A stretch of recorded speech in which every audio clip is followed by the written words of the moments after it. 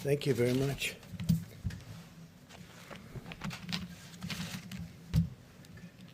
Today we continue to send our love to the great people of New York and New Jersey. We support them fully. We grieve alongside every family who has lost a precious loved one. New Yorkers are tough and strong and brave. New Jerseyites are tough and strong and brave, and they're being hit very hard right now. And for the next week, hopefully not much longer than that, it's going to start to go in the other direction. Our country is being hit hard, but some areas have done so incredibly well. We're so proud of them. They will beat this virus. We're going to beat it with the grit and the heart for which they're known and for which our country is known. And we appreciate everything that everybody is doing. We pray for Prime Minister Boris Johnson. He's become a great friend of ours. He loves this country. He loves his country. But he loves the USA, and he's always been very good to us. Whenever we had difficulty, he was with us, and we appreciate it. So we pray for Prime Minister Boris Johnson. He's going through a lot. As we intensify our military campaign against the virus, I think that it must be brought out that we have to thank the American people for continuing to follow our guidelines on slowing the spread, an expression that more and more people are thinking about. Nobody ever heard of it 2 months ago, and now everybody is talking about slowing the spread, stopping the spread. Even during this painful week, we see glimmers of very, very strong hope, and this will be a very painful week. And next week, at least part of next week, but probably all of it. Look, if one person dies, it's a painful week. And we know that's going to unfortunately happen. This is a monster we're fighting. But signs are that our strategy is totally working. Every American has a role to play in winning this war. And we're going to be winning it. And we're going to be winning it powerfully. And we'll be prepared for the next one, should it happen, but hopefully it won't. Our massive airlift operation for critical supplies, it's called Project Airbridge, continued today as 5 massive flights landed in the United States packed with personal protective equipment. And our nation's heroic healthcare workers will be the beneficiaries of that. 27 more flights are scheduled in the near future over the next couple of weeks. The Army Corps of Engineers is constructing facilities that will support more than 15,000 hospital beds to treat patients in need. So they're building now approximately 15,000. They just completed the big one in New York. They just completed and are in the process of continuing in Chicago and many other places. They're incredible. The Army Corps of Engineers, we owe them a lot, what they were able to do in such a short period of time. They'll build these massive facilities, 2,000 beds in 4 days. So it's really something very special. I know I was in the construction industry, and you don't see that happen very often. I want to remind governors and emergency managers that sharing real-time data with us about equipment and their needs is very important. All of their supplies, hospital occupancy is critical. A lot of the occupancy is really getting a little bit lower than anticipated, and that's good. We sort of thought that was going to happen.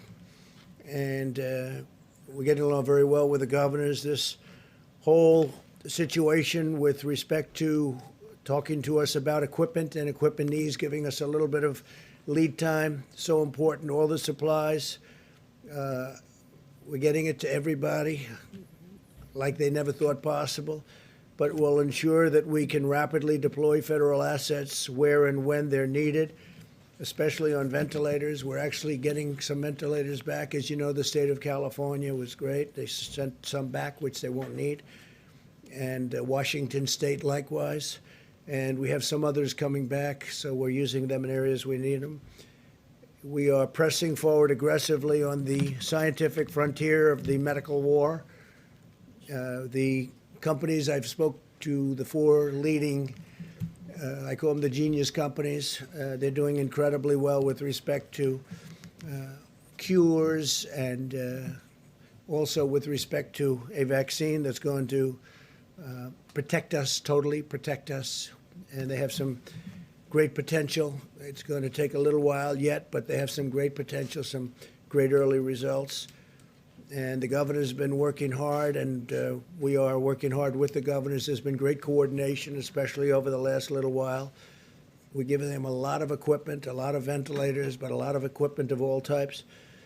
And I will protect you if your governor fails. If you have a governor that's failing, we're going to protect you. But the governors are working well with us over the last period of time. Today, in our stockpile of ventilators, and again, we need the stockpile so we can immediately move them from place to place wherever the monster hits. It's a monster.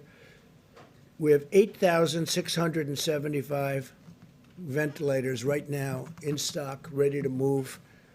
And we have all sorts of incredible soldiers. Our military is going to move them should they be needed in, as an example, if we need additional in New York or the New York City area. You have state, you have city, and spoke to Mayor de Blasio, and we really have a great, well-coordinated campaign with Mayor de Blasio. It's been really good. Spoke to Governor Cuomo. There's been great coordination. So if they need something, we have it. If Louisiana needs something, we have it. Same thing with Michigan, same thing with Illinois. There are certain spots that are very hot, and we'll see what happens, but we'll know pretty much. We'll have time, and we'll be able to move it. In addition to the 8,675 ventilators, we have 2,200 arriving on April 13th. We have 5,500 arriving on May 4th. These are ones that we're building for the most part, and we have, as you know, great companies building them. Ford, General Motors, GE. We have really some great companies that are doing it. On May 18th, we have 12,000. On June 1st, we have 20,000. On June 29th, we have 60,000 ventilators coming, 60. So we have a total of 110,000 ventilators coming over a short period of time. I don't think we'll need them. Hopefully we won't need them. I don't think we'll need anywhere near them. But we'll have them for the future, and we'll also be able to help other countries who are desperate for ventilators. The UK called today, and they wanted to know would it be possible to get 200, and we're going to work it out. We got to work it out. They've been great partners, United Kingdom, and we're going to work it out for them. So they wanted 200. They needed them desperately. We now have 10 drugs in active trials, with 15 more soon to follow, as well as 2 vaccine candidates in active clinical trials. We'll do whatever it takes to secure needed medical supplies and bring more production of essential medicines back to our shores. We're doing that. We're bringing them back to our shores. A lot of these companies, they went a little bit haywire. They went away from this great country, and they had them produced elsewhere. So we're going to start bringing them back. I've been talking about that for a long time, not only with medical, but lots of other things. America continues to perform more tests than any other nation in the world, and I think that's probably why we have more cases. Because when you look at some of these very large countries, I know for a fact that they have far more cases than we do, but they don't report them. We've performed 1.87 million tests to date, so that's 1,870,000 million tests. Think of that, 1,870,000 tests to date. And now we're performing them at a level that nobody's ever seen before. As we announced yesterday, CVS testing sites in Georgia and Rhode Island will be using Abbott Labs' rapid 5-minute test. We're down to now 5 minutes. It's a 5-minute test so that people can get their results back very quickly. And we're actively engaging on the problem of increased impacts. This is a real problem, and it's showing up very strongly in our data on the African American community. And we're doing everything in our power to address this challenge. It's a tremendous challenge. It's terrible. And provide support to African American citizens of this country who are going through a lot, but it's been disproportional. They're getting hit very, very hard. In fact, while we have Tony here. I'd like to maybe have you come up and address that one, and then I'll continue. But if you could address that, it would be great, Tony, please. Yes, thank you, Mr. President. We have a particularly difficult problem of an exacerbation of a health disparity. We've known literally forever that diseases like diabetes, hypertension, obesity, and asthma are disproportionately afflicting the minority populations, particularly the African Americans. Unfortunately, when you look at the predisposing conditions that lead to a bad outcome with coronavirus, the things that get people into ICUs, that require intubation and often lead to death, they are just those very comorbidities that are unfortunately disproportionately prevalent in the African American population. So we're very concerned about that. It's very sad. It's nothing we can do about it right now except to try and give them the best possible care to avoid those complications. Thank you, Mr. President. Thank you very much. And Tony, I think you're going to have some pretty accurate numbers over the next few days, right? But they are they're very nasty numbers, terrible numbers.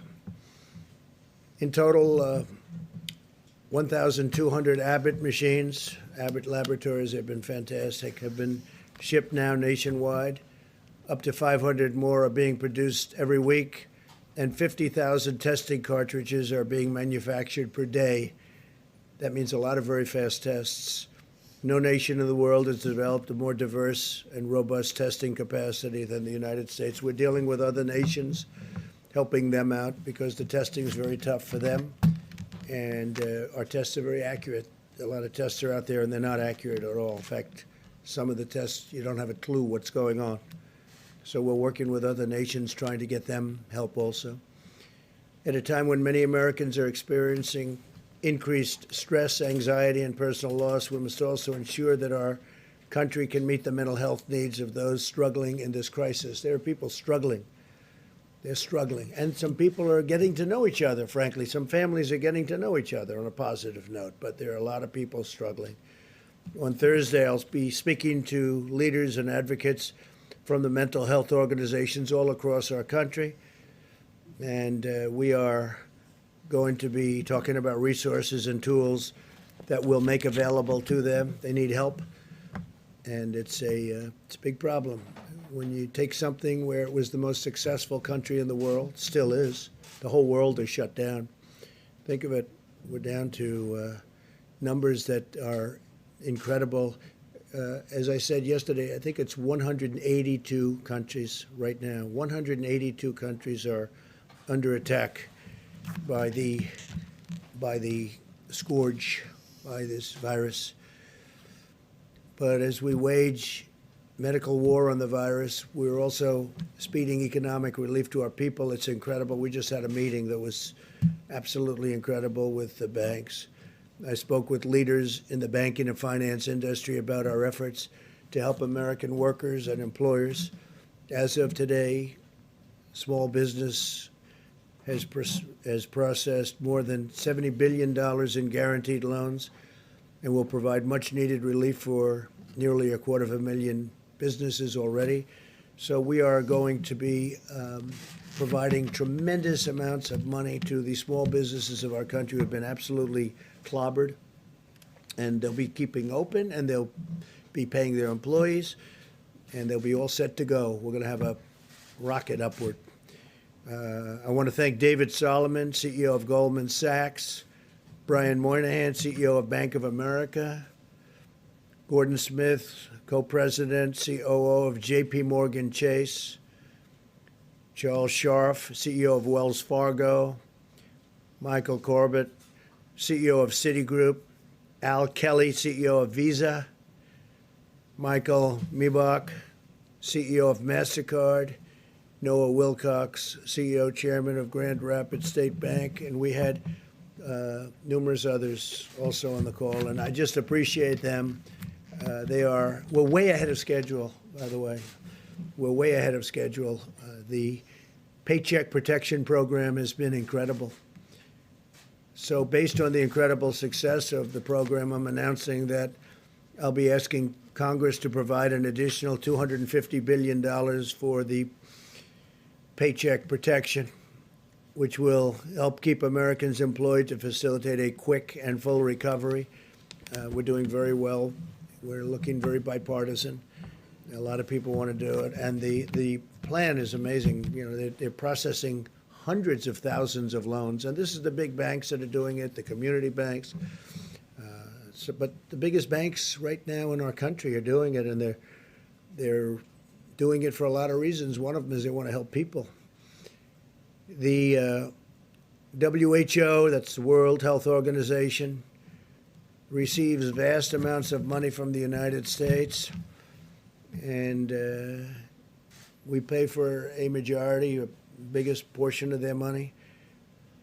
And they actually criticized and disagreed with my travel ban at the time I did it, and they were wrong. They've been wrong about a lot of things, and they had a lot of information early, and they didn't want to. They seemed to be very China-centric, and we have to look into that. So we're going to look into it. We give a majority of the money that they get, and it's much more than the 58. $58 million is a small portion of what they've gotten over the years. Sometimes they get much more than that. Sometimes it's for programs that they're doing, and it's much bigger numbers. And if the programs are good, that's great as far as we're concerned. But we want to look into it. World Health Organization, because they really are. They called it wrong. They called it wrong. They missed the call. They could have called it months earlier. They would have known, and they should have known, and they probably did know. So we'll be looking into that very carefully, and we're going to put a hold on money spent to the WHO. We're going to put a very powerful hold on it, and we're going to see. It's a great thing if it works, but when they call every shot wrong, that's no good. We're in the midst of a great national struggle, one that requires the shared sacrifice of all Americans. In recent weeks, it's been remarkable to see so many companies and organizations and individuals, like the banks that I just told you about, biggest banks in the world. They stepped up to help small business. They're big business, small business. The small business will someday be the big business. But the small business is 50% of our economic strength. People don't realize when you add them up, but they just rose to the occasion. Everybody's rising to the occasion. It's been incredible to watch. To honor and celebrate the extraordinary examples of patriotism and citizenship, I'm asking Americans to use the hashtag America Works Together when sharing stories of how we're all working together, getting through this ordeal in a fashion that nobody would have ever thought possible. It's been incredible, and that's why the numbers are so far much better. We want to keep it that way. If you look at the original projections, if we did nothing, it would be disastrous. If we decided to do something, we closed it down, had no choice. It was a good move. That was a good move. The early China move was a good move. The early Europe move was a good move. We had a lot of good moves, but closing it down was a big statement. It was a big, important thing. But we're looking to have far fewer deaths than originally thought, and I think we're heading in that direction, but it's too early to talk about it. I don't even want to talk about it now because we just want to work, and I think that people are doing an incredible job. The doctors, the nurses, the firefighters, the police, all medical people, what they're doing, the bravery that they're displaying is just incredible. Every citizen should take immense pride in the selflessness and all of the courage and compassion of our people, the workers, the people that are working, and construction workers going into hospitals, knowing nothing about this problem other than it's dangerous, and they go in there to rebuild sections of hospitals, and you have people in really big trouble right next door. They know nothing about it. All they know is they're going to get it done. They're going to fix that wing so they can have more people in there. It's incredible. But this is a national spirit that won our independence and settled the frontier and explored the horizons of space, and that's what we're doing. I mean, this is all new territory. It unlocked the miracles of science, and we're doing that. I wish you could have heard the calls I had yesterday with these great companies that come up with cures to diseases, and the success they've had over the last 15 years is really amazing. So I just want to thank all of them. They're working very hard. They're working with UK right now, and the UK doctors, hopefully helping with their great prime minister. But these people are really tremendous signs of success, are staring us right in the face. I think we're going to have something that's going to be great in terms of vaccines and in terms of everything else that they're doing. Just helping, really helping us, helping the people of our country, and helping ultimately the people of the world. So I want to thank you all for being here. I will take some questions, and then I'm going to give it over to the Vice President, and they're going to go into great detail onto what we're doing and all of the successful supplies and medical equipment that we're getting. All of the ventilators, I've said it, but you can go over it in more detail if you'd like, but we're taking in and building thousands and thousands of ventilators, and they're very high quality. I said, you got to go for the quality, and these are quality companies doing it. So, because there is a big difference between a good ventilator and a not so good ventilator, Tony, right? We've seen that. And big difference. So we're going top of the line. Steve, please. The acting Navy Secretary submitted his resignation today, Motley. Why did that become necessary, and what role did you have in this, sir? Well, I had no role in it. I've heard, I don't know him, but I've heard he was a very good man. And the whole thing was a very unfortunate. The captain should not have written a letter. He didn't have to be Ernest Hemingway. He made a mistake, but he had a bad day. And I hate seeing bad things happen. Man made a mistake. But, you shouldn't be writing letters, and you're in the military. You're the captain of a great ship, and you shouldn't be writing letters and sending them to many people. And then it gets out to the media. And, the question is, how did it get out to the media? So there's a lot of bad things happened there. And I had heard he did because he didn't want to cause any disturbance for our country. So that was because he wouldn't have had to resign. I would not have asked him. I don't know him. I didn't speak to him. But he did that, I think, just to end that problem. And I think in really many ways that was a very unselfish thing for him to do. What should happen now to Commander Crozier, who left? Well, they're going to look at that. I think Secretary of Defense, as you know, is Mark Esper, and he's very capable. And I think he's looking at that right now. They're going to just take it under regular Navy channels to see what they want to do. But he made a mistake, but he shouldn't have done that. And your secretary probably shouldn't have said quite what he said. He didn't have to resign, but he felt it would be better for the country. So I think it will end it quickly.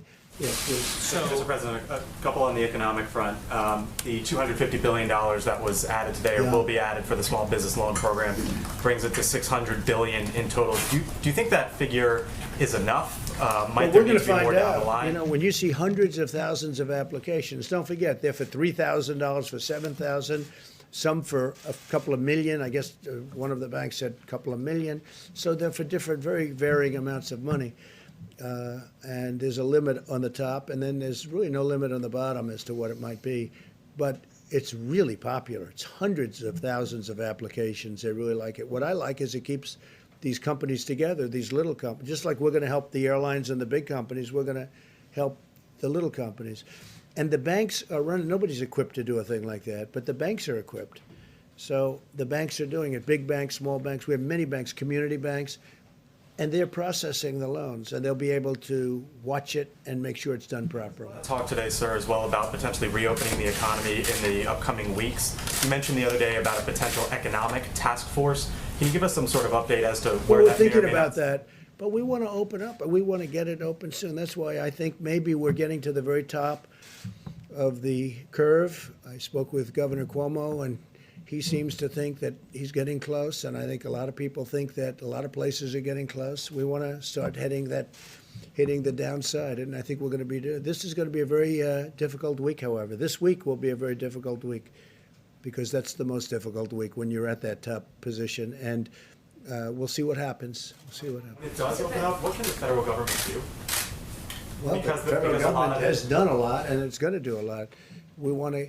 I really think that with the stimulus, we can be maybe even beyond. We're going to do perhaps infrastructure, which you wouldn't have gotten approved before, and now people are looking to do it. And the beauty is we're paying zero interest, or very close to zero interest. In some cases, we're paying actually zero, have no interest charge. And the dollar is very strong, and people are investing in the dollar. They want, the fact that we have the strong currency. We have the currency. Our currency is everything. And other companies, other countries want to be in our currency. So we're getting all of the investment wanting to come into the dollar. The dollar is the strength. The dollar is the whole ballgame. We have a strong dollar. Other currencies are going down, way, way down in some cases. You look at other countries, I won't mention them, but other countries are going down 22%, 25%, 28%, and it's very hard for them. That makes it much more difficult. With us, our currency is relatively now stronger than it ever was, or it was over the last few years relative to other countries. It's always relative to other countries, but our currency is very strong. So therefore, people want to invest. If we do a bond issue to do infrastructure, everybody wants a piece of that issue, even at zero interest. Yeah, please. Did you see these memos that reportedly Peter Navarro wrote back in January? When did you see them, and how does these memos sort of square with what you've often said, that nobody could have predicted this? It sounds like he was predicting. I didn't see him, but I heard he wrote some memos talking about pandemic. I didn't see him. I didn't look for him either. But that was about the same time as I felt that we should do it. That was about the same time that I closed it down. I asked him about it just a little while ago because I read something about a memo. I said, "Did you do a memo?" I didn't see it. I didn't ask him to show it to me.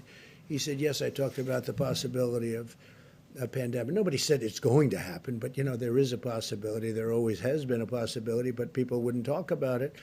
But it was right about the time that I closed it down.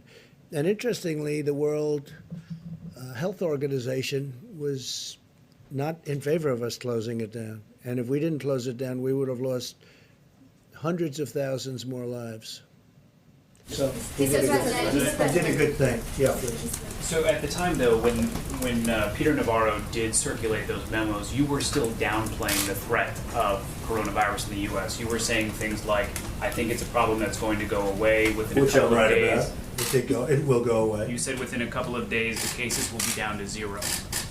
Well, the cases really didn't build up for a while, but you have to understand, I'm a cheerleader for this country. I don't want to create havoc and shock and everything else, but ultimately, when I was saying that, I'm also closing it down. I obviously was concerned about it because I closed down our country to China, which was heavily infected. I then closed it down to Europe. That's a big move, closing it down from China and then closing it down from Europe and then ultimately closing it down to the UK. So, and it was right about that time. But I'm not going to go out and start screaming, this could happen, this could happen. So, again, as president, I think a president has to be a cheerleader for their country. But at the same time I'm cheerleading, I'm also closing down a very highly infected place, specifically the location, as you know, in China that had the problems. And we're closing it down, but we close it down to all of China, then we close it down to all of Europe. Those were big moves, and it was right about that time. Sir, just a quick follow-up, Mr. President. Did you just Mr. learn President? about this today? Say it? You learned about the memo today? Just I read about it maybe a day ago, 2 days ago. Do you feel like someone in among your staff or Peter Navarro himself should have told you about the memo earlier? No. It was a recommendation. It was a feeling that he had. I think he told certain people in the staff, but it didn't matter. I didn't see it, but I did. I closed it down. I don't remember it even being discussed. We had a meeting where there were a lot of people. Most people felt they should not close it down, that we shouldn't close down to China, but I felt we had to do it. And that was at almost the exact same time as the memo. If you had read the memo at the time, how would that have changed the steps you took or the I statements don't think it that would you have made changed around because the I did. danger? I basically did what the memo said, and the memo was, the memo was pretty good memo from the standpoint that he took, I guess. I didn't see it yet. He was saying that the U.S. warning that the U.S. could lose trillions of dollars and millions of lives. Well, you're not going to lose millions of lives, but you'll lose plenty of money. But I couldn't have done it any better because it was about the same time, and I closed it down to China. And just lastly, so you maintain confidence in him, in Peter Navarro? Of course I maintain confidence. He wrote a memo, and he was right. And I haven't seen the memo. I'll see it later on after this. But it didn't matter whether I saw it or not because I I acted on my own. I guess I had the same instincts as Peter. Peter's a smart guy, and he's a good guy, and he's done a wonderful job. But he wrote a memo, and I guess he talked to various people about it. But ultimately, I did what the memo, more or less what the memo said, just about the time the memo came out. I closed it down. I took a lot of heat. The World, Health Organization was very much against. They didn't like it. They actually put out statements about it. In all fairness to Joe Biden, he called me xenophobic. Like, I don't like China. I like China. I like the Chinese people are phenomenal people. So I was called xenophobic. I was called racist. How could I do a thing like this? Now, since then, Joe said that he was wrong, and he said that I was right. But I closed it down, and I was called names by some of the morning show hosts who don't have a clue what they're talking about. They're not smart people. And I was called all sorts of names when I closed it down to China. Now they try and hide that, the tape of them saying terrible things. But that was a great decision. If I didn't do it, if I didn't do that, we would have had hundreds of thousands more people dying. Yeah, please. You talked a lot about the WHO, and I was wondering, Dr. Fauci had discussed them earlier, so if I could ask you a question about... Well, he respects the WHO, and I think that's good, and he's worked with them for a long time. But they did give us some pretty bad play calling. They've also, I think, given lots of countries in the world accurate coronavirus testing that's been central to your guys' data modeling and so on. That I don't know. I can only say that with regard to us, they're taking a lot of heat because they didn't want the borders closed. They called it wrong. They really called, I would say, every aspect of it wrong. So it's Until the funding freeze I'm does not happy about doesn't- it. Look, we fund it. Take a look. I mean, go through step by step. They said there's no big deal, there's no big problem, there's no nothing. And then ultimately, when I closed it down, they actually said that I made a mistake in closing it down, and it turned out to be right. But at the time, they did that. So we're just going to take a look at it. We fund it, and they seem to be. I said recently in social media, I said they seem to be very China-centric. That's a nice way of saying it, but they seem to be very China-centric. And they seem to err always on the side of China. And we fund it, so I want to look into it. Yes, please. Thanks. A quick follow-up on that. So is the time to freeze funding to the WHO during a pandemic? No, maybe not. I mean, I'm not saying I'm going to do it, but we're going to look at it. You did say that. We give a tremendous, no, I didn't. I said we're going to look at it. We're going to investigate it. We're going to look at it. But we will look at ending funding. Yeah, because you know what? They called it wrong. And if you look back over the years even, they're very much, everything seems to be very biased toward China. That's not right. I wanted to follow up. You talked about African Americans and how they've been disproportionately affected by the coronavirus. Seems to be, unfortunately. Do you plan on requiring the CDC, any federal agencies or state agents, public places doing tests and private companies doing tests to collect that data on the race of the people being tested and the race of the people being treated and the outcomes? Well, we're just seeing tremendous evidence that African Americans are affected at a far greater percentage number than other citizens of our country, because we're dealing with our country. Now we're looking at it from a worldwide standpoint. Tony Fauci is looking at it very strongly, but these numbers have started to come out, and they're very strong and they're pretty obvious. I mean, you're talking about. You will release that Seema, would you like to publicly? talk about that for a second, please? I think one of the things that we're going to be doing with our Medicare data is to do that analysis. We're going to look back at the last month or so and look at, related type illnesses going forward. We now have a code for coronavirus, so we can actually stratify by demographic information, so we can look at race as a factor. We can also look at what the underlying health issues are as well. So we'll be providing that data very shortly. But we will be doing that analysis. We're working on that very hard. This is something that's come up over the last, I hadn't heard this, and then over the last few days, this has come up more and more. And I don't mean by a little bit. I mean many times. It's a real thing. Now, we want to find cures. We want to find therapeutics. We want to find vaccines, because that will solve everybody's problem. But why is it that the African American community is so much, numerous times more than everybody else, and we want to find the reason to it. And Dr. Fauci, Seema, both of them, and others are working on this, and they're going to have very good, I would say in less than a week, I think you're going to have very good statistics. Couple of Do days. something specifically aimed at those communities that are being hard hit, those black communities Well, that are we're being helping hard them hit. a lot. But what's happening is we're trying to find out why is it that it's 3 and 4 times. Now, maybe that's not going to be the final number, but why is it 3 or 4 times more so for the black community as opposed to other people? It doesn't make sense, and I don't like it. And we're going to have statistics over the next probably 2 to 3 days, okay? Mr. President, In the back? Thank you. I'd like to ask a question on behalf of myself and a colleague who couldn't be here due to social distancing. Thank you. Who are you with? Who? With Hearst Newspapers. I'm the print cooler today. Thank you. Some banks are only providing Paycheck Protection Program loans to clients with whom they have existing banking relationships.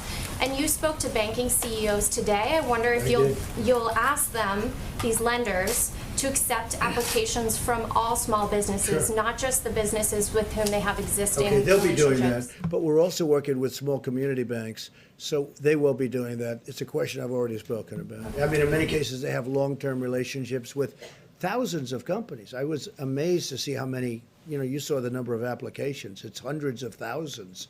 It's a lot of work. But I did ask that question, and they are working on that. Yeah. Thank you. And my second question from a colleague is Congressman Jerry Connolly, a Democrat from Northern Virginia, told the local DC CBS station that you personally requested the CARES Act stimulus bill be stripped of $25 billion for the Postal Service. Connolly claims that unless the USPS gets that $25 billion, the agency will be run out of money by June.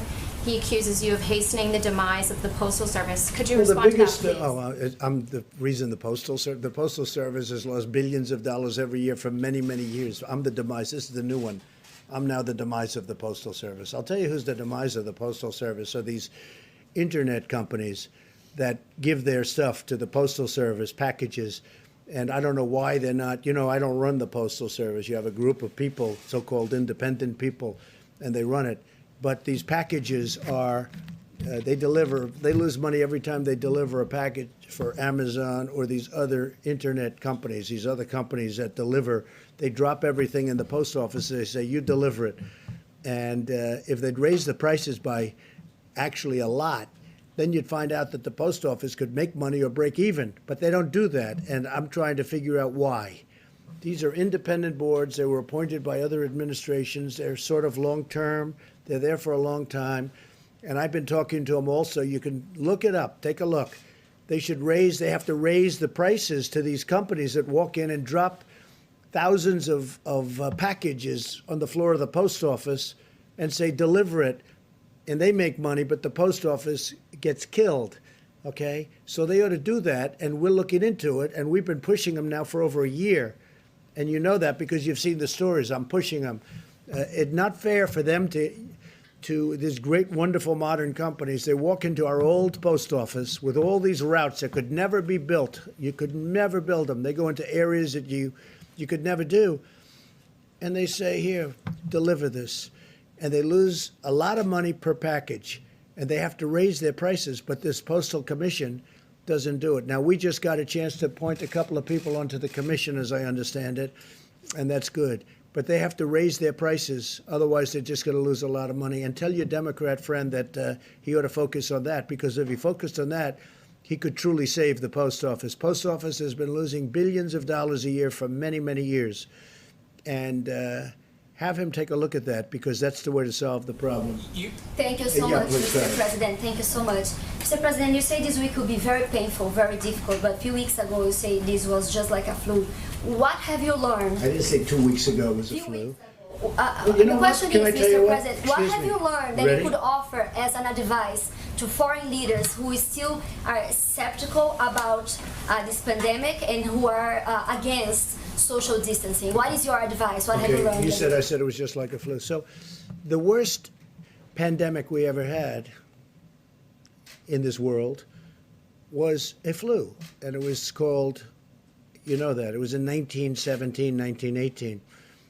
and anywhere from 50 to 100 million people died.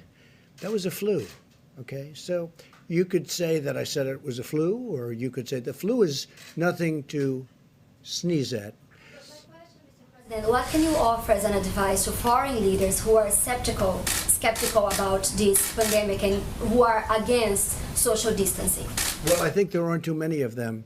If you look throughout the world, and everyone, just about everyone that has practiced that is now closing up. Well, the UK was an example. Now, they talk about Sweden, but Sweden is suffering very gravely. You know that, right? Sweden did that. The herd, they call it the herd. Sweden's suffering very, very badly. It's a way of doing it, but everybody has been watching everybody else. And so far, almost every country has done it the way we've done it. We've chosen to do it. If we didn't do it that way, we would have lost hundreds of thousands of more people. Okay. Mr. President, there's voting going on today in Wisconsin. There are reports of thousands of people waiting in hours-long lines as they've had to weigh their own personal health and their civic responsibility. Do you think that the Supreme Court was right in its decision that voting should go forward and the absentee extension should not take place? Yeah. Look, the Supreme Court, of course they were right, because what the Democrats wanted, and you know what this happened. I supported a man named Justice Kelly, who's Daniel Kelly, highly respected justice.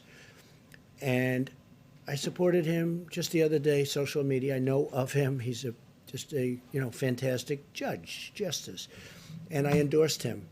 And as soon as I endorsed him, they wanted to move the election. They didn't want to move the election. As soon as I endorsed him, the Wisconsin Democrats say, oh, let's move the election to 2 months later. They didn't mind having the election until I endorsed him, which is very interesting. And now they talk about, oh, safety, safety. Well, it was 15 minutes after I put out an endorsement that they said we have to move the election. They didn't want to move the election before that. The other thing they wanted to do, which is crazy, at the end of the election, they wanted to have 1 week for proxies to come in or mail ballots. Now, mail ballots, they cheat, okay? People cheat. Mail ballots are a very dangerous thing for this country because they're cheaters. They go and collect them. They're fraudulent in many cases. You got to vote. And they should have voter ID, by the way. You want to really do it right, you have voter ID. But the Democrats, and this was turned over in the Supreme Court yesterday, I give great credit to the court, they actually didn't want to have an election day. They wanted to have election day, and then a week after election day, you choose all these ballots come in, these mailed ballots come in. The mailed ballots are corrupt, in my opinion, and they collect them, and they get people to go in and sign them, and then they're forgeries in many cases. It's a horrible thing. And so what happened is the Democrats in Wisconsin, they had no problem with the election being today until I endorsed the Republican candidate, Justice Kelly, Daniel Kelly. And as soon as I endorsed him, they went crazy. They went crazy. And you know that's true. And now all of a sudden, because go back 2 weeks, go back 2 days, they didn't want to move the election. They were having the election. They were fine because they thought they were going to win the election. Then I endorsed him, and all of a sudden they think they're not. Now I understand there are lines that go back a long way. I hope they're going to vote for Justice Kelly. Okay. Mr. President, do you think that Americans should With millions of pills of hydroxychloroquine donated, is there a plan or system in place to track the potential side effects? Well, you saw the representative. Serious harm. So is there a plan to track the side effects? The side effects are the least of it. You have people dying all over the place, and generally the side effects are really with the Z-Pack, having to do with the heart. The Z-Pack, that's the antibiotic, not with the hydroxychloroquine. So a woman last night, I watched her on one of the shows, good show, Laura, and she was. She thought she was dead. She was a representative from Michigan. She was just in horrible shape for 12 days, 14 days. She thought she was dead. I think she said that her doctor said she's, it's going to be very tough. She saw me talking about this, and she asked her husband to go to the drugstore. Now, this is a Democrat representative, a person that, perhaps wouldn't be voting for me. I think she'll be voting for me now. even if she's a Democrat, even if she's a Democrat representative. And they went to the store, which I made available because we have millions of doses. We have, I think, 29 million doses of this drug. And she asked her husband, she said, please go out. I'm not going to make it. Please, you have to hear her story. Please go out, get it. He went at 10 o'clock in the evening to the drugstore. He got it. He gave it to her. Now, you know, I don't say it works like this at all. 4 hours later, she awoke and she said, I feel better. And then shortly thereafter, she felt great. This is a woman that thought she was going to die. I mean, she's a Democrat representative, highly respected woman, African-American woman. I don't know if you saw it. As you asked a question about African-American, she was an African-American woman, a great woman. Her manner of speaking, the way she told the story was beautiful. I asked my husband to go and get it. He got it. She is now okay. I mean, she was interviewed last night on television. And she thanked me. She thanked me even in a tweet. She said, I want to thank President Trump. He saved my life. Look, I don't say that happens with everybody, but that's a beautiful story. There are many of those stories. And I say, try it. Okay, please. I mean, if you're in trouble, if you're going to die, and you're going to die, I mean, you're not going to die from this pill. Now, there could be some side effects, but the side effects is really more so from the to track Z-Pack. those side effects? No, doctors have to recommend it. I want doctors. I'm not saying, I'm not a doctor. I'm just saying we hear great results. And some people say, let's go to a laboratory, let's test it for a couple of years. And no, we got people dying in this country and all over the world right now, not in a couple of years. They're dying. As we speak, there are people dying. And I really think it's a great thing to try, just based on what I know. Again, I'm not a doctor. And I say, get a physician's approval. And they have physicians in these hospitals, great physicians, brave physicians. They also say it's good for the hospital workers to take them, that it's, keeps it away, keeps it out of your system. I don't know. But there's a lot of good examples. And, we have a 1,500 case study going in New York, and it's almost complete. So it'll be very interesting to see what happens. Go ahead. Thank you, sir. But I appreciate that woman. She was great. You have to see it to believe it. The way she spoke, it was like a miracle. And this was not a fan of mine, but she's a fan of mine now, and I'm very honored by it. Go ahead. Thank you, sir. Can you talk about your decision to remove Glen Fine from the Pandemic Response Accountability Committee? And does that move and some of the criticism you've leveled at IGs, how does the American public have confidence that there'll be oversight? Well, we have a lot of IGs in from the Obama era, and as you know, it's a presidential decision. And I left them largely. I mean, changed some, but I left them. But when we have, reports of bias, and when we have different things coming in, I don't know Fine. I don't think I ever met Fine. I heard the name. It wasn't an Obama. I heard the name. I don't know where he is. Maybe he was from Clinton. Okay, you check that out. Okay, maybe he's from Clinton. But we did change him. But we changed a number. We have about 7 nominations in, I believe. We put 7 very, very highly qualified people for the IG position. And, that's a decision that I could have made 3 years ago, and I could have made 2 years ago. And but we're putting in, not so much for him, we're putting in 7 names. I think it was 7, and they're going in now. Yeah. Mr. President, when you talk about the WHO being China-centric, what exactly are you talking about? Is it because China is underplayed how many I victims don't know. they've They had? seem to come down on the side of China. Don't close your borders to China. Don't do this. They don't report what's really going on. They didn't see it, and yet they were there. They didn't see what was going on in Wuhan. They didn't see it. How do you not see it? They didn't see it. They didn't report it. If they did see it, they must have seen it, but they didn't report it. Please, go ahead. Mr. President, just turning back to the voting in Wisconsin and those long lines, who will be responsible and who should be held responsible if people get sick after they voted? Look, all I did was endorse a candidate. I don't know anything about their lines. I don't know anything about their voting. I love the state. But you also encouraged I people to won get out the and vote state. today as well. Will you take some of the responsibility if some of those I people won the get state, sick? which is rare for a Republican to do, but I won the state of Wisconsin. I'm going to win it again because we've been great to the people of Wisconsin, as you know, with our policies, and they like me and I like them. But all I did was endorse a candidate that's highly qualified, very respected person.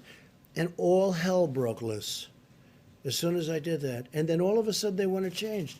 Before I endorsed them, they didn't want to change this voting area. There was no problem with the Democrats voting until I endorsed the candidate. Then they said, let's move it 2 months. Let's move it 3 months later. Safety, safety, safety, right? All of a sudden they want safety. Well, before I did the endorsement, they didn't talk about safety. It was fine for months. For months, it was fine. It was always going to be. And now I endorse, and they want safety. So, you know, that sounds. Thank you. Just to follow up on that, how does the election, them holding this election in Wisconsin line up with the social distancing recommendations that have come from your Well, there administration? you have to ask the people that you have a Democrat in Wisconsin as governor. Ask him. That's his problem.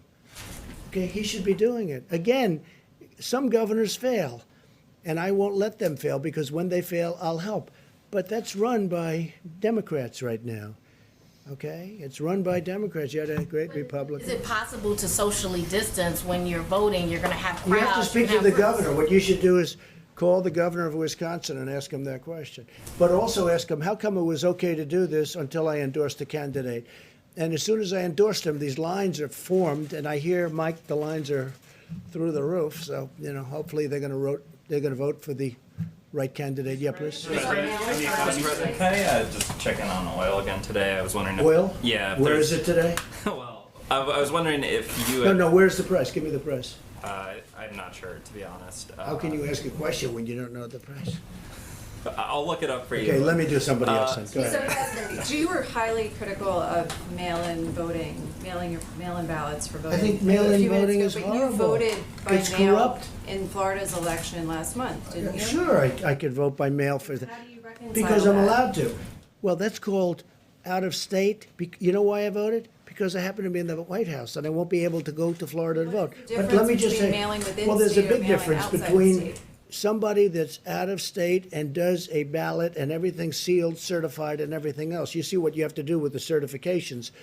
And you get thousands and thousands of people sitting in somebody's living room signing ballots all over the place. No, I think that mail-in voting is a terrible thing. I think if you vote, you should go.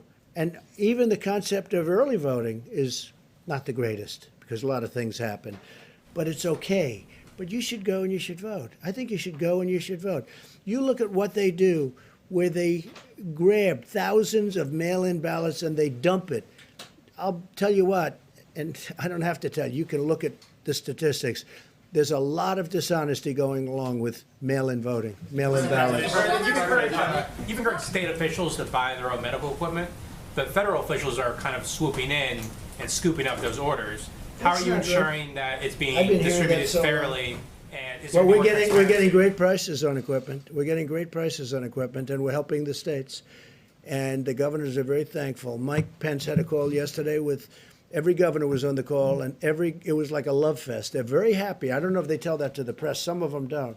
Some of them will never say good to the press, but they know we've done a great job. Not a good job, a great job. Because state officials are widely No, saying no, I that. think sometimes it does. And what we say is, let us know, and we will immediately drop out of the bidding. Let us know, and we do that, and we drop out. Sometimes we tell them to drop out because we've got a good price. And then we'll deliver it to them. How do you ensure it'll be fairly One distributed? colleague. Yeah, go ahead, behind, please. Go Yes, ahead. thank you, Mr. President. No, not you. In front, please. Go ahead. Some states have had trouble with getting accurate death counts, particularly because of lack of testing or no uniform. Did you see death counts? Yes, because of lack of testing and no uniform system I to don't know. put that into. When you say death counts, I think they're pretty accurate on the death count. Somebody dies, I think the states have been pretty accurate. no testing. That's a big deal, what you're just saying. No, the death counts, I think they're very, very accurate. I do say this, I think if you look at China and if you look at some of these very large countries, when you talk about cases, number of cases, I would be willing to bet they have more cases than we do, but they don't do the testing like we do. But you look at, you look at some of these certain countries, and I would be willing to bet a lot that they have more cases. But we're more accurate. and our testing is done very accurately, and we've got a good process. Did you have one? Yes, please. Mr. President, Ian. you have been very consistently supportive of a payroll relief tax. And what, I know payroll? That, payroll relief. Now, I know you're still busy trying to implement Right. phase 3, but as we move towards phase 4, Yeah. are there still obstacles to that? Because that would put money in American pockets, like Yeah, consistently. you're right. I would love to see a payroll, good questions. I would love to see a payroll tax cut. And I think on behalf of the people, it would be quick. Now, it's a longer term, it's a longer time because it's over a period of a year or whatever you want to make it. But I would love to see a payroll tax cut. There are many people that would like to see it as a permanent tax cut, payroll tax cut. Stopping it from Well, the Democrats right now are stopping it. What are their reasons? I don't know. I don't know. If maybe they think it's good politics to stop it, but you'd get a lot of people, a lot of money immediately. The payroll tax cut would be a great thing for this country. I would like to have it regardless of this, but this would be a fantastic time to have the payroll tax cut. The Democrats are stopping it, but I don't think they're. I think there's a certain flexibility. I think it's something that we should do, both for business and the people. But this would get money into the hands of small business immediately, money in the hands of people, the workers and people immediately, and it would be over an extended period, and it would be simple to do. It's so easy to do. It's a great tax cut, and I'd love you to speak to the Democrats, and let's get it done. So I'm going to give this now to Vice President Pence, and they're going to go over some very good statistics with everybody, and we'll have a couple of answers on that because we're working very hard on the African American community with respect to what's going on because it's not good. I don't like it. And we're going to have some very good statistics, Tony, I think, over the next couple of days. So thank you all very much. Thank you.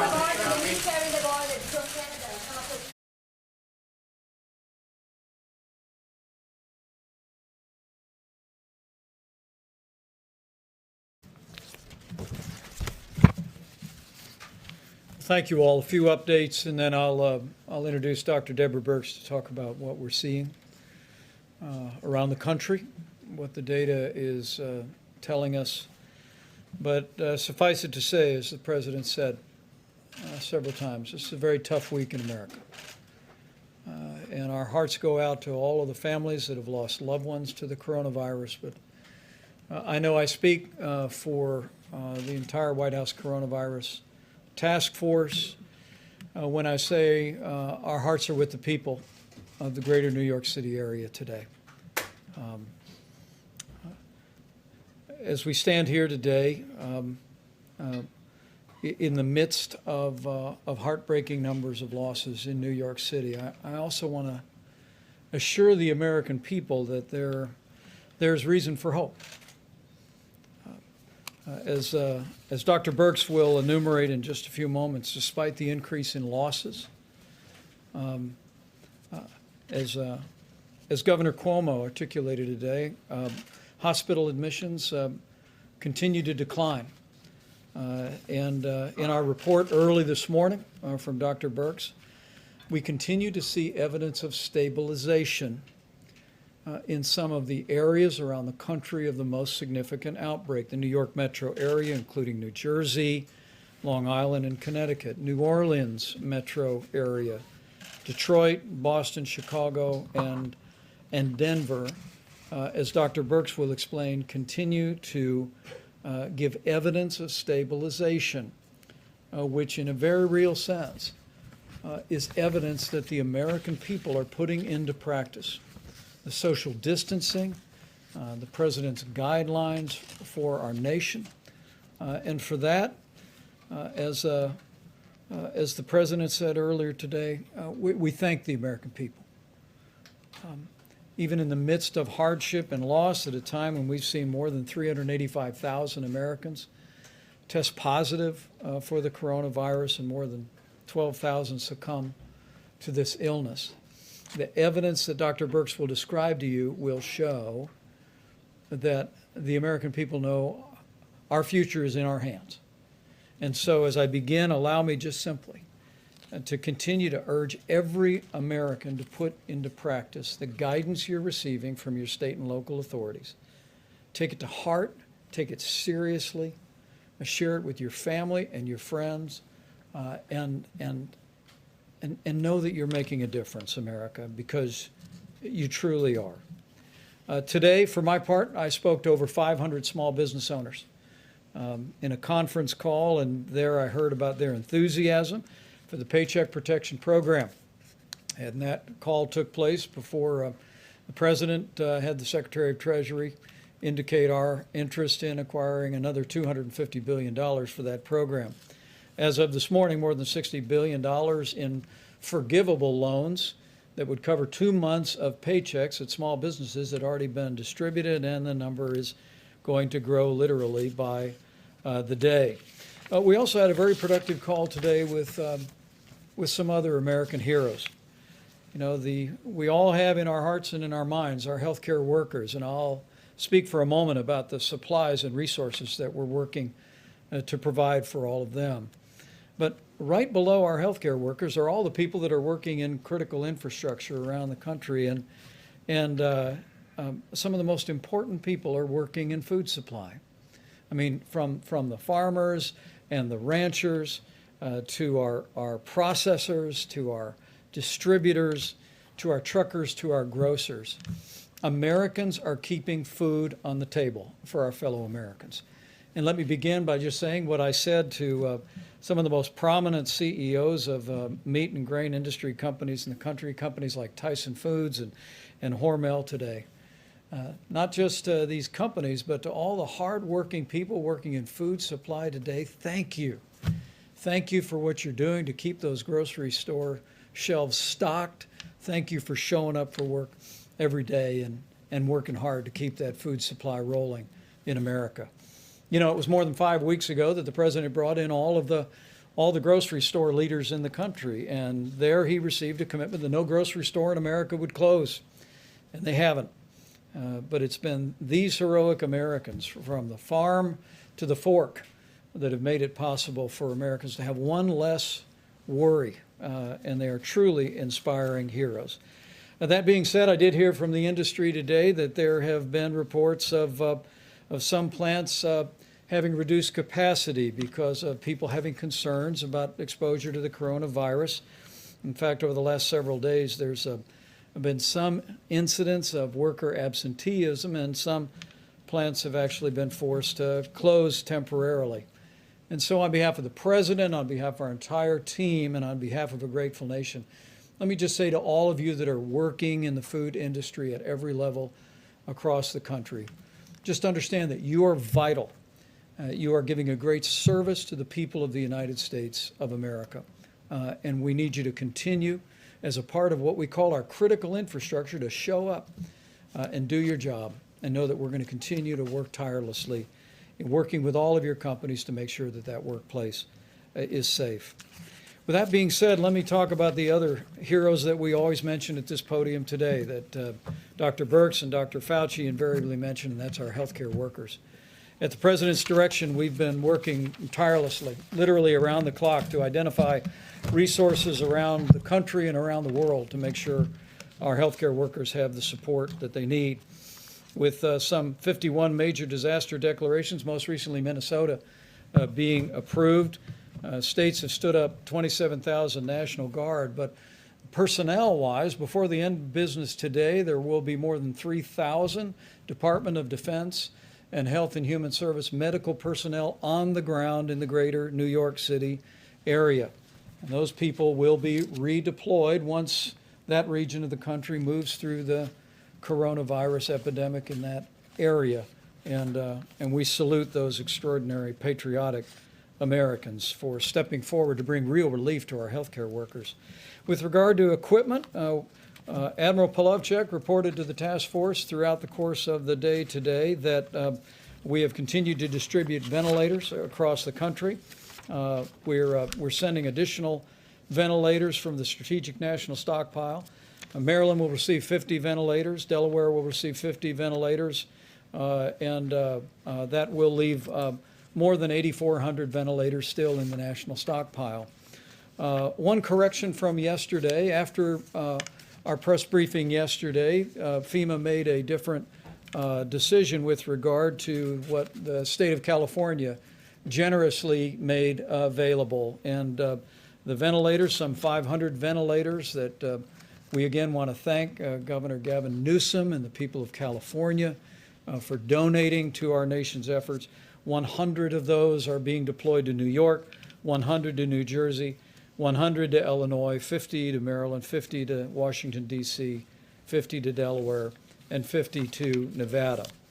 With regard to the remainder of what we call personal protective equipment, again, we've been literally leaving no stone unturned anywhere in the country, anywhere around the world. And as Admiral Polovchak described just a couple of days ago, we've established not just an air bridge, but a control tower system modeled after military logistics out of FEMA. And while FEMA is acquiring a small portion of what's being acquired, 90% of the supplies are being routed directly into our massive distribution system. And FEMA is using the data that Dr. Birx provides to target those resources to the areas most in need. I asked them to break out a few details about resources that just in the last 5 days have been distributed, and I hope it's an encouragement to healthcare workers all across these regions and around the country about the efforts that are being made to make sure they have what they need. You can see the New York metro area, including New Jersey, just in the last 5 days, more than 6 million N95 masks, more than 6 million surgical masks. When Governor Cuomo and I last spoke, he told me there was a real challenge for medical gowns in the New York City area and in New Jersey as well. And 2.8 million gowns were distributed to that region as well. Going next to New Orleans, where again, while we see some encouragement, challenges remain in that community. Some 837,000 N95 masks for healthcare workers, 165 surgical masks, other items including almost 6 million gloves have been distributed. Detroit continues to be a real focal point. We're working closely with Governor Gretchen Whitmer as well as Mayor Mike Duggan to meet the needs of healthcare workers in Detroit. Just in the last 5 days, 1.6 million N95 masks have been routed into the healthcare system in Detroit, nearly 700,000 surgical masks, and 24 million gloves, just as a portion of what's displayed. And in the Chicago metro area, which we continue to focus on each and every day, more than 1.7 million N95 masks have been routed into their healthcare system, 900,000 surgical masks, 25 million gloves. I share these details in the hopes that healthcare workers looking on will be encouraged. At the President's direction, we are making every effort to make sure you have the resources you need to do your job, to do it safely, and to go home safe to your family, even while you provide that extraordinary and courageous care that our healthcare workers are providing literally around the clock in the midst of the coronavirus challenge. The last slide is just the cumulative numbers that we have distributed, and I'm happy in a few moments to answer any questions about that. Again, the system that we have in place is one that is essentially infusing our major distribution networks with millions of items, and then FEMA is directing on a day-by-day and oftentimes hour-by-hour basis where those resources are most needed. And we'll continue to do that as the coronavirus makes its way through these communities and through communities that are very much on our watch list today.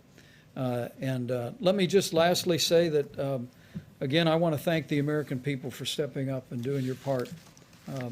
We continue to be overwhelmed with one story after another where people are doing social distancing, where people are looking after one another, where they're checking in with a phone call to an elderly friend, a family member, to make sure they're okay. I mean, we are on the front end of 30 days to slow the spread.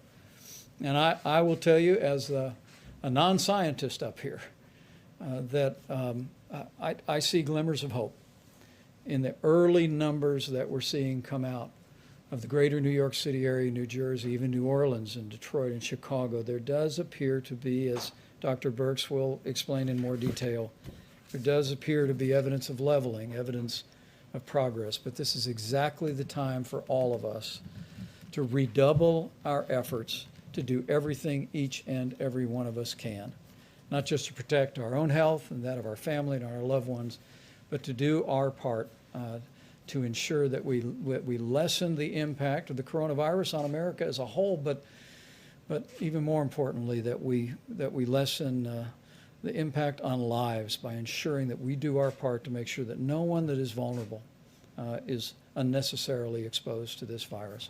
With that, let me yield to Dr. Birx and then Seema Verma and Dr. Fauci, and we'll take all your questions. Thank you, Mr. Vice President. So hopefully you can see from those numbers that we've taken a data-detailed approach, really bringing the power of granular data to the supply chain and moving supplies based on really what you would call burden of disease and need. If I could just start out by not just going to the numbers at the beginning, but really talking to the community of health advocates, to the community that works on the social determinants of disease and the communities of the historic Black colleges and universities. We really need to improve messaging, and I'm asking them to help us increase the messaging around this. We don't want to give the impression that the African American community is more susceptible to the virus. We don't have any data that suggests that. What our data suggest is they're more susceptible to more difficult and severe disease and poorer outcomes. And we really need to make sure that every household is aware of what it's going to take to protect the individuals in that household that have pre-existing conditions. We could call on the indigenous nations, the real tribal leaders, to also be working very closely to protect the elders of their communities. We know this is more difficult in multi-generational households, and it's really going to call for really unbelievable attention to details of hand washing and protecting others from each other, particularly if you don't feel well. This is really a call to action to the communities to make sure that we get messages appropriately out there so that everyone understands what it's going to take for us all to protect one another. And we know it can be done because we can see these changes. I wanted to go through the numbers at a high level so you understand why particularly these supplies went to these areas to begin with. We talk about attack rates or the cases per population. So in the New York, as a state, they have 7 cases per 1,000. This is the highest in the country. In New York City itself, it's closer to almost twice that in New York City. New Jersey is 4 per 1,000, Louisiana 3 per 1,000, Massachusetts 2 per 1,000, Connecticut 2 per 1,000, Michigan 1.5 per 1,000. The District of Columbia and the Baltimore area now 1.5 per 1,000, and we're watching them very closely. Pennsylvania 1 per 1,000, but we're concerned about Philadelphia. What is allowing us to move supplies based on burden of disease and need is the extraordinary West Coast that has had very low numbers, from Washington that was less than 1 per 1,000, California that is less than 0.5 per 1,000, and Oregon that's even less than that. And it's those states where there's large populations, because of the enormous work that they're doing to prevent expansion and spread of the virus. It's allowing resources to go to these states and these communities and these counties that need more support. And so this kind of data analysis is allowing us to make very intelligent decisions about need, but also really understanding what's happening across the country in the development of the curves, as you have heard about. And so we do see, and I know you heard me caution that over the weekend sometimes there's decreased case reporting, and so there were increases in a series of communities on Monday. We're seeing that stabilize again, and when you look over 3 days, you're starting to see that we may be actually in a series of communities outside of New York and New Jersey and Connecticut creating a much flatter graph. A much flatter curve. So you saw New York and the increase, and then you saw, we're hoping, as Governor Cuomo and the mayor has described, that they're getting to a steady state where the next outcome is going down. But we see across the country, in Detroit, in Chicago, some real, not this extreme going to 7 cases per 1,000, but really staying in the more 2 cases per thousand and a different curve parameter than, and it really shows the amazing, amazing activity of every American in those cities to really ensure that there's social distancing, and really importantly, to ensure there's less socialization between households, and really ensuring that the household really remains independent and protected, and not really at this moment going out into the community or socializing anywhere but a virtual way on computers, by Zoom, by FaceTime. And I think we can really see that in the data, and it's really given us great heart. I want to finish by really talking to my laboratory directors, because you're extraordinary and you've done an amazing amount of testing. Those nearly 2 million tests that we're getting to, those were all done in the last 2 to 3 weeks. But we do have excess capacity. So if all the lab directors could look in their laboratories, if they have an Abbott M2000, if they could get that up and running, we could double the number of tests that we're doing per day. That is a high throughput. The machines are throughout the United States. There's hundreds of them. Right now, about 80% of them are idle. We're going to have a call with the laboratory directors of these laboratories to really ensure this is an automated, robotic situation that they can run. There's over 1 million tests sitting, test kits sitting, ready to be run. We have 5 platforms of tests. This is one of our really high volume platforms, like Roche, and we're really calling on them to really increase that capacity so that we can do not only increased diagnostic testing, which I think we're doing quite well right now, but also increasing the ability to do more healthcare workers, first responders, community testing, and surveillance. And then finally, you will see, and you've heard about it happening in the UK and other places, there's a series of antibody tests out there that have not been validated. We're working right now very closely with a series of companies that know how to make these tests, that have made these tests for us for decades, for HIV, for a rapid test. They're working on that technology to bring that quality of test, which is in the 90+% sensitivity and specificity, to the American people for antibody tests. But until we get those, if you see them on the internet, do not buy them until we can give you a test that's reliable for all Americans. And we are working very hard to have that happen and bring that to the American public.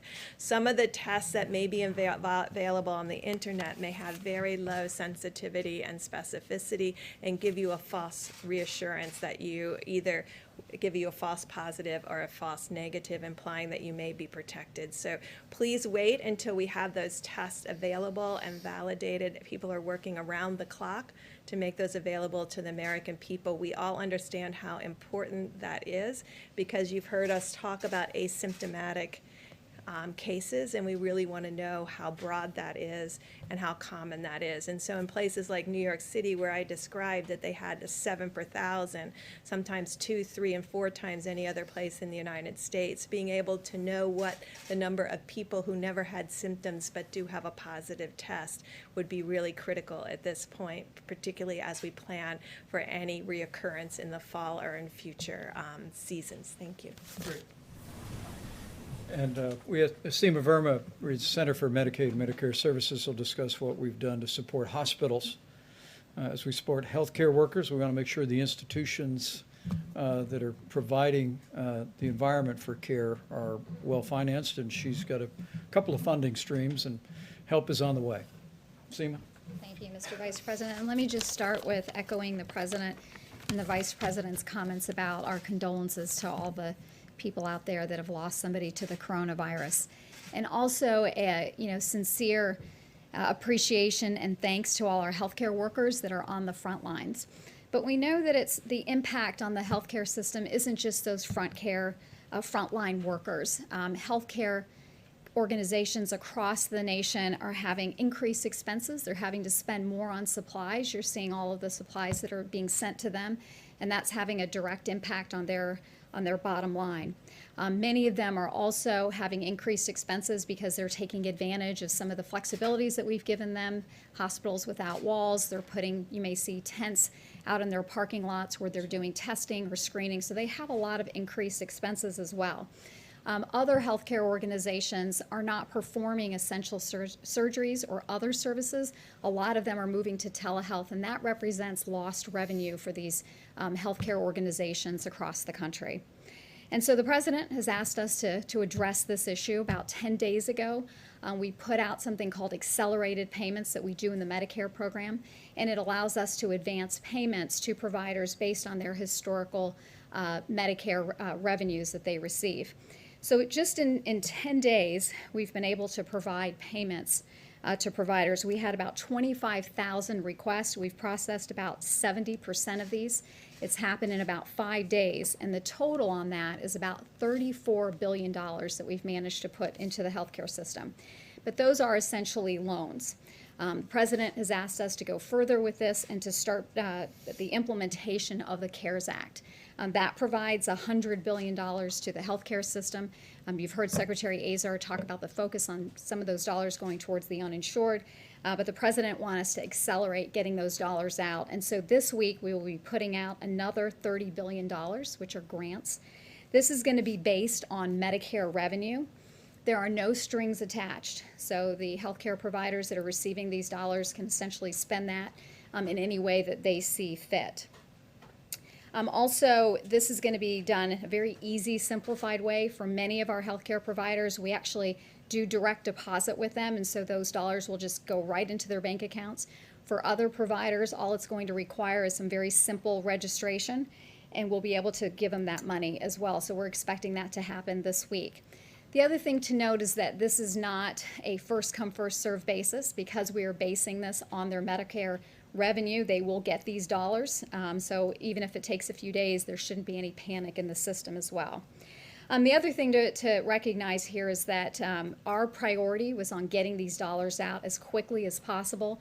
We heard that from the many healthcare providers across the country that weighed in on this. They said the most important thing was to get these dollars out as quickly as possible.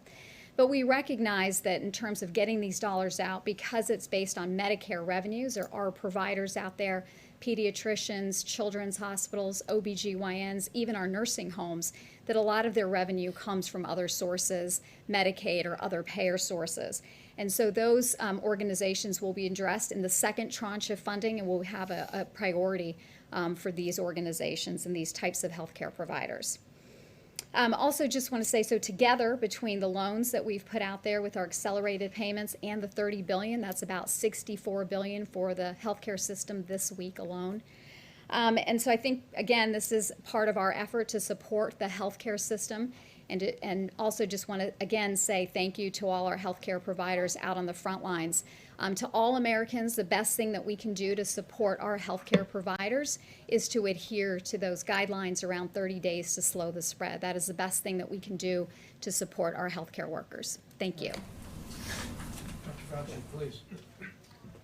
I just want to make a brief comment to get back to the discussion about the health disparities in the African American community, because it really is very important. And the reason I want to bring it up, because I couldn't help sitting there reflecting about sometimes when you're in the middle of a crisis like we are now with the coronavirus, it really does have ultimately shine a very bright light on some of the real weaknesses and foibles in our society. And as some of you know, the greater proportion of my professional career has been defined by HIV/AIDS.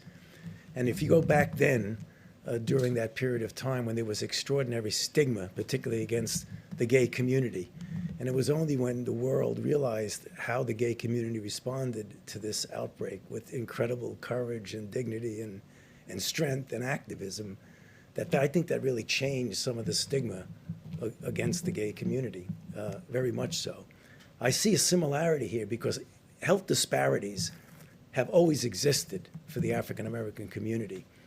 But here again, with the crisis, how it's shining a bright light on how unacceptable that is. Because yet again, when you have a situation like the coronavirus, they are suffering disproportionately. As Dr. Berg said correctly, it's not that they're getting infected more often, it's that when they do get infected, their underlying medical conditions, the diabetes, the hypertension, the obesity, the asthma, Those are the kind of things that wind them up in the ICU and ultimately give them a higher death rate.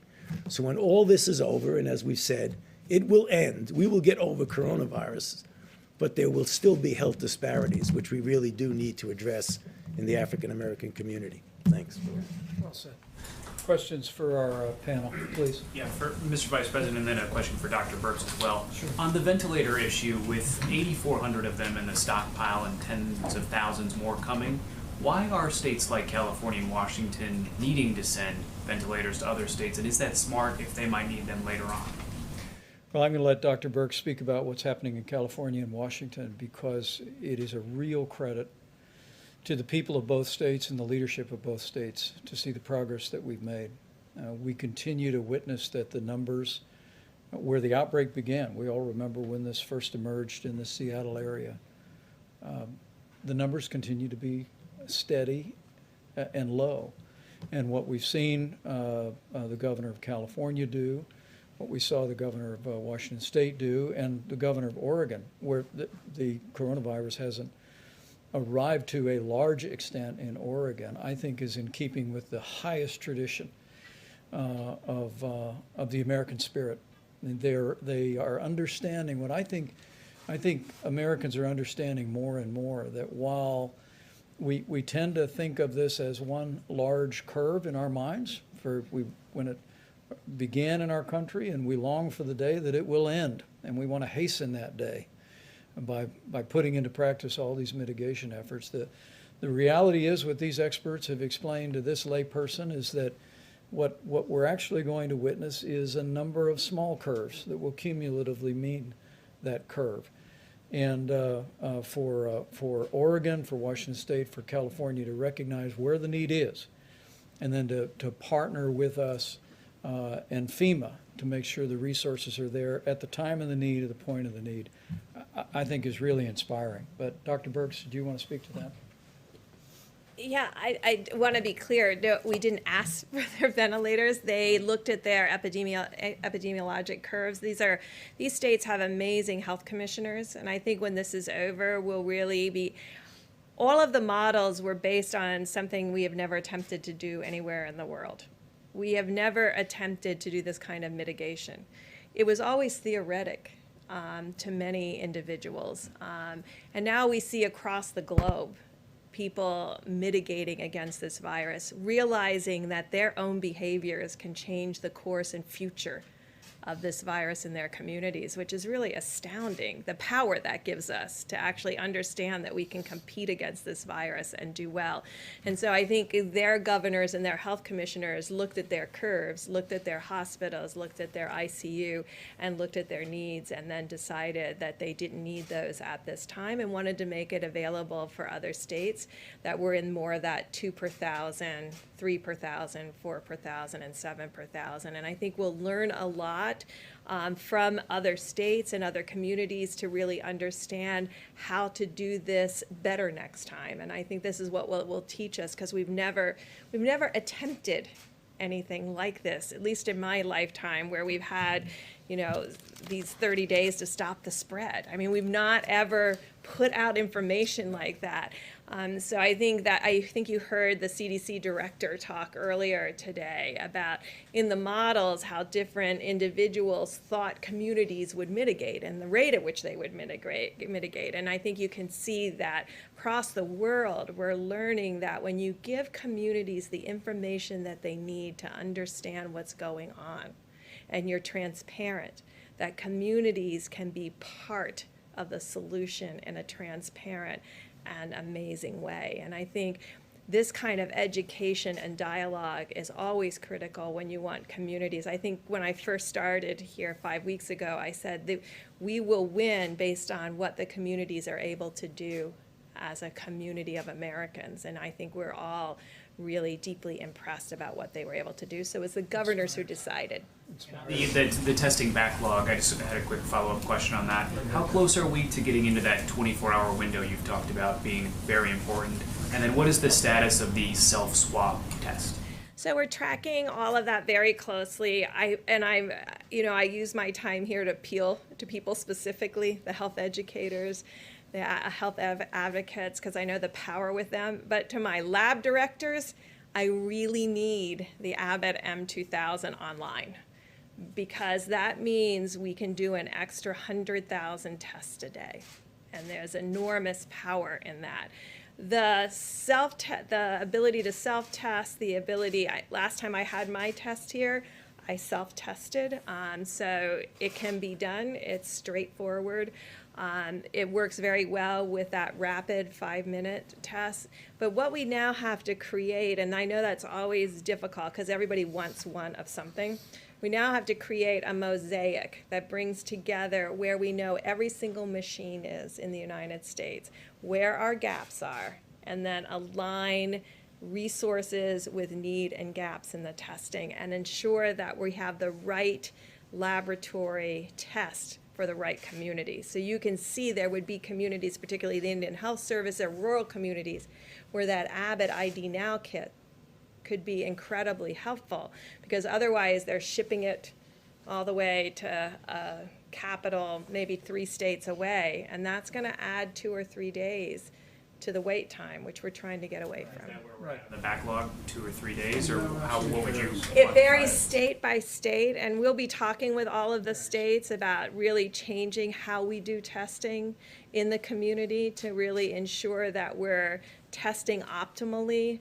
Because right now we have still focused very much on hospital diagnosis because we know it will make a difference in treatment. So these major laboratories are still putting drive-through tests at the back to all the hospital tests. And so that's where the backlog is in the drive-through test. So I know if you're an outpatient, not an inpatient, but if you're an outpatient, that is where the delays right now are, but it's state by state. And so some states have 24-hour, 48 hours for both their outpatients and inpatients. Others have short for inpatient and longer in outpatient, and then we're trying to reconcile those two pieces. Right. And the team is actually meeting tonight to review that, but one of the data points that we review is literally on a state-by-state basis what the turnaround time is for testing, and we continue to work that. And these Abbott laboratory devices there's 18,000 of them across the country. When you go to your doctor office and get a strep test, it's that device. All Abbott Laboratories has done, with strong and swift efforts of the FDA, is create a test to put in that for the coronavirus, and it's a 15-minute test. And so I want to renew our call to all the healthcare providers around the country is find your Abbott device, and we'll work our hearts out to get a test to you. How about in the back corner? Mr. Vice President, thank you. One for you and then one for either of the doctors, if you don't mind. For you, sir, back to this idea of reopening up the economy, since it's not like there's a switch that you can just turn it back on. How does the administration envision this happening? Is it guidance from the White House and you hope the governors follow it? Are you going to put it in the governor's hands or the mayor's hands? How do you envision all of that working together? Well, the one thing I can assure you is that the president's decision in that regard is going to be informed by what the data shows and about decisions about when we can responsibly reopen America and put America back to work. I can tell you the CDC will have new guidance tomorrow that the CDC will be publishing for people who were in proximity to an individual that tested positive for coronavirus but have no symptoms.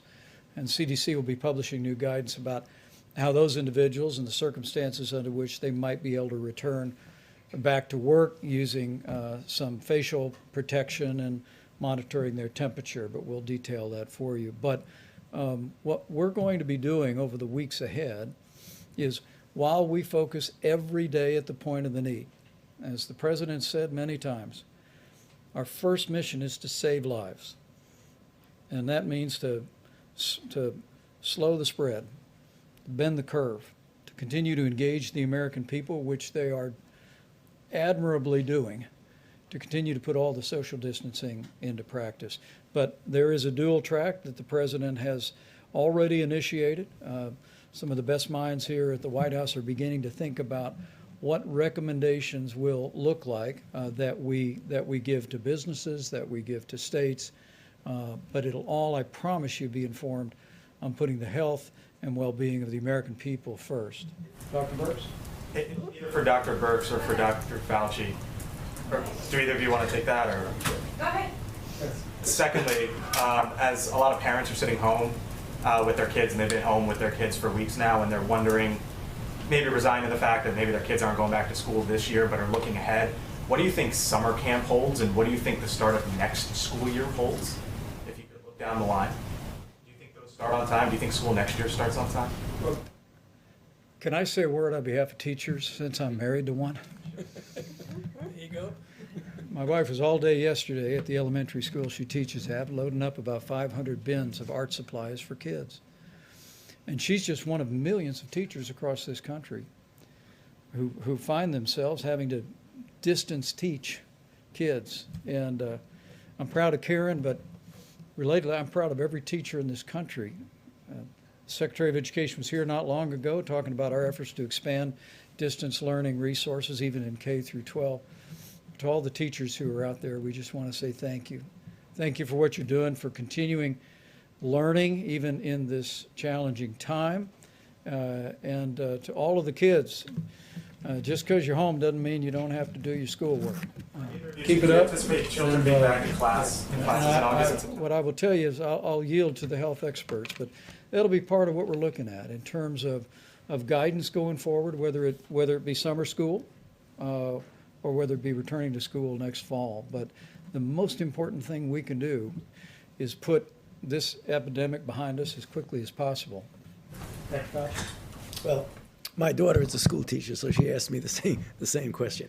You know, it is unpredictable, but you can get a feel for if we start talking about the things where the curve goes down and we really have minimal,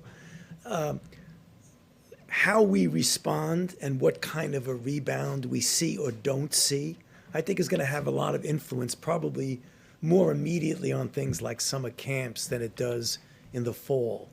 I fully expect, though I'm humble enough to know that I can't accurately predict, that by the time we get to the fall, that we will have this under control enough that it certainly will not be the way it is now, where people are shutting schools. My optimistic side tells me that we'll be able to renew to a certain extent, but it's going to be different. Remember now, because this is not going to disappear.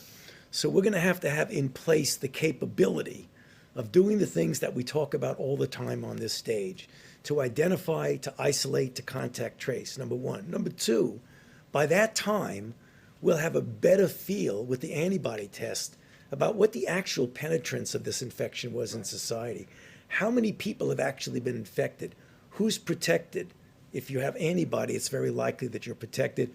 Who's vulnerable? Do you treat vulnerables different than you treat the people who are protected? All of these things are going to go into the decision of just how much back to the original way we'd like it to be in the fall. Bottom line is no absolute prediction, but I think we're going to be in good shape. Dr. Fauci?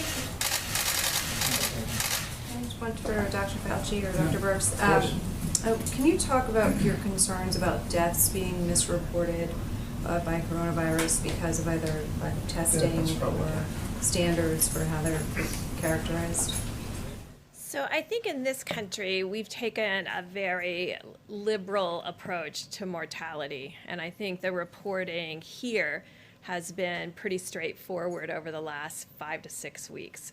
Prior to that, when there wasn't testing in January and February, that's a very different situation and unknown. There are other countries that if you had a pre-existing condition, and let's say the virus caused you to go to the ICU and then have a heart or kidney problem. Some countries are recording that as a heart issue or a kidney issue and not a COVID-19 death. Right now, we're still recording it, and the great thing about having forms that come in and a form that has the ability to mark it as COVID-19 infection, the intent is right now that if someone dies with COVID-19, we are counting that as a COVID-19 death.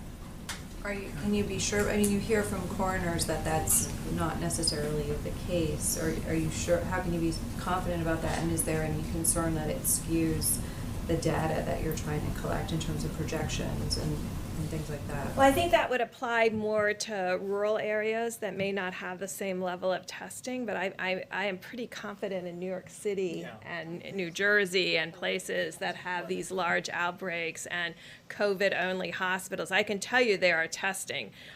New York and New Jersey together have, by proportion, are testing extraordinarily well as Washington State and Louisiana.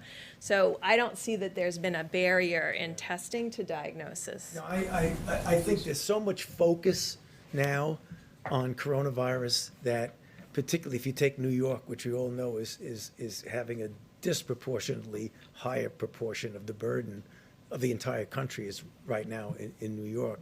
You know, I can't imagine if someone comes in with coronavirus, goes to an ICU, and they have an underlying heart condition and they die, they're going to say cause of death, heart attack. I cannot see that happening, so I don't think it's going to be a problem. How about one more? A question for Dr. Fauci on the virus hitting Black communities the hardest. I mean, these numbers are staggering. Louisiana and other states are reporting 40 to 70% of deaths are African Americans. Do you expect that pattern to continue nationwide? Some states have not even reported their data yet. Yeah. You know, I can't be confident to predict patterns, but the underlying reason why that is happening doesn't change from state to state. So you expect it to get worse? No, I expect that when African Americans get infected, given the disproportionate disparity of the underlying conditions that lead to complications like the ones I mentioned, I expect that we will still see the pattern that when you look at the proportion of people who get into serious trouble and die, again, it's going to be disproportionate towards the African Americans. I do expect that. And is the federal government now leading the charge in collecting this information from the states, and when will it be made public? Yes, the answer is yes. It will be public as soon as you get enough data to be able to make a meaningful statement. So can we expect this week or a couple of days? The task force has assigned that to several members of the team. We're assembling that data now. It is a great concern for us, and but it's probably a good reminder that we have to be especially careful around people with serious underlying health conditions. As we've said it many times from this podium over many weeks, that the risk of serious illness from the coronavirus remains low for the average American. But for anyone from any community that has a serious underlying health condition, particularly senior citizens with serious underlying health conditions, the risk of tragedy is very real. And so we're going to be very diligent about studying this and providing information and guidance in accordance with our best scientists. But I do want to say to each and every American, the President's coronavirus guidelines for America about wash your hands. If you're sick, stay home. If you can work from home, if you're not in critical infrastructure like our incredible healthcare workers or all those heroic people working to keep food on the shelves at our grocery stores and keep medicine at the pharmacies, we ask you to work from home if you can. Avoid unnecessary travel. Avoid gatherings of more than 10 people. Use a drive-through at a restaurant. Don't go in the restaurant. Not just to protect your health, but to protect those of every community, of every background in this country who may have underlying conditions that make them susceptible to tragic outcomes. That's how we can all do our part to slow the spread and to protect our most vulnerable. And the American people are doing it.